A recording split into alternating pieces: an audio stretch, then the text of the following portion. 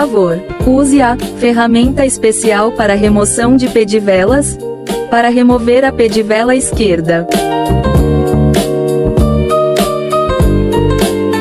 Remova o sensor.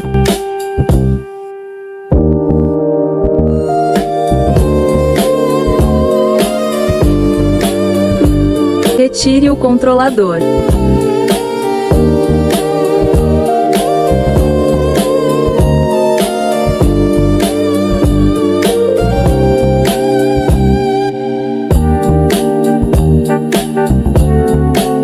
Instale um novo sensor.